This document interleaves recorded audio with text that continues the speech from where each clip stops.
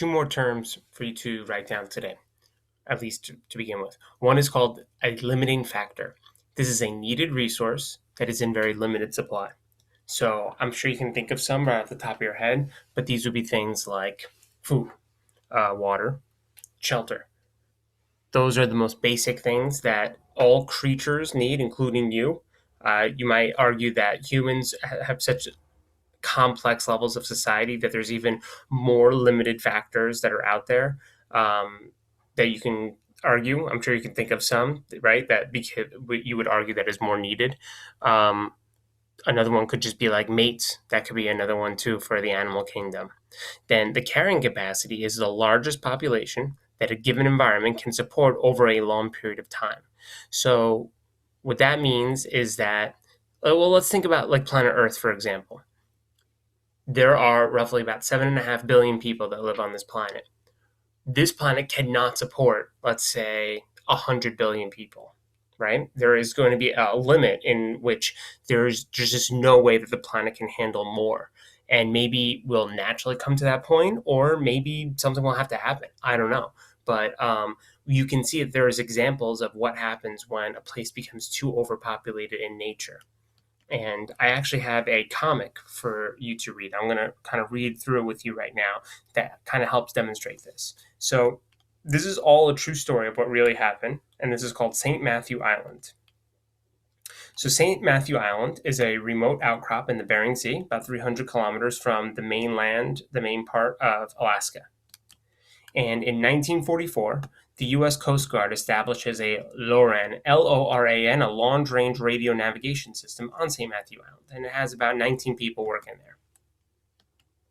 So 29 reindeer, yes, reindeer are a real creature. They do not fly, but they do exist, and they are brought to the island, and it's basically just a backup food source, just in case things go wrong. You can kill one of the reindeer and you can eat and you can survive, just in case. However, in a couple months, they were planning on being there longer, but a couple months, the station is decommissioned and the men are called back, so no longer staying there. However, they leave the reindeer behind. They do not take the reindeer back with them. The reindeer are left on the island. So the reindeer find themselves on an island rich in their favorite food, which is called lichen. You might remember the lichen. We may have brushed on it shortly during the weather and erosion unit. Lichen is a little green-like creature. It could be different colors too. It attaches itself to rocks and trees, and it basically just like absorbs and breaks down using their chemical weathering, breaking down whatever it's on, and attaches itself to that. Now, the reindeer love the lichen. Absolutely love it. So they have abundant resources, right? All the lichen they can want, and no natural predators. So what they start to do is they start to breed prolifically. Prolifically means a lot. And they are really good at what they're doing. They increase their numbers a lot. In 1957, humans visit St. Matthew Island on a research trip. So they come back, and in 13 years from when they originally came there, the reindeer herd has ballooned from, it was originally 29, and now it is 1,350 individuals there. A lot more reindeer than before. This is the unintended consequence of leaving these reindeer behind without any predators to kind of keep them in check. So the reindeer are in excellent health. They're nice and fat, and in the animal kingdom, if you can afford the opportunity to be fat, that means that you will last longer if there is a time where there's no food. So it's good to have extra layers of fat on you in the animal kingdom. In the summer of 1963, the researchers revisit St. Matthew Island, and in 6 more years from when they last visited, the reindeer population has now soared from 1,350 to 6,000. So you can see by the drawings here, it's getting a little crowded on there. There is a lot of reindeer. And the dense herd's appetite, they actually ate up all the lichen. So now they're eating up all the grass. It's like their second favorite food. It's, they don't love it, but it's enough to sustain them. But there is now increased competition for food, right? They're all competing for the same amount of food there. And because of that, their body weight has dropped. So they're not as healthy as they once were before. In the summer of 1966, the researchers returned to St. Matthew Island. And to their horror, they find the island littered with reindeer skeletons. From a population peak of 6,000, there are now 42 reindeer that remain, 41 females and one infertile male. There are no calves, no babies. Infertile means that it's not able to have babies. So it exists, but no longer able to have babies. Yeah. So, with their habitat's resources stretched, the population was not able to survive the extremes of winter when there wasn't nearly enough food.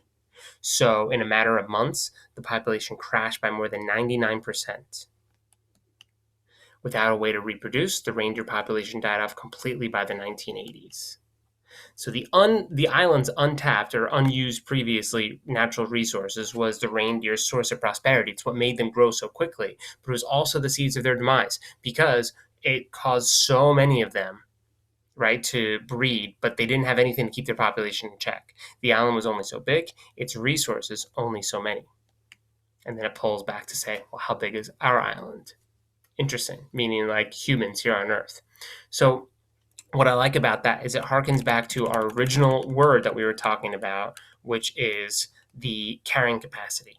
What is the largest population that a given environment can support over a long period of time? Well, you saw there that maybe it was 1,000 or so that it was able to sustain. And then when it had more than that, I mean, went up to 6,000, that's 6 times the amount that it was able to sustain. They used up all the resources. So that's what can happen if there's nothing that will keep their population in check. And you can see right over here, one more thing to show this. Unrestricted deer population growth may diminish the habitat's carrying capacity over time. So let's take a look at this blue line. This blue line is the carrying capacity. So this is how much that the population can hold. So this red line is the deer population size. Now notice this exponential curve. It is increasing drastically, getting more and more. And you see it's kind of scary as it approaches that carrying capacity. Once it starts eating too much of the material that are right there, all of a sudden, just like we saw, the population crashes.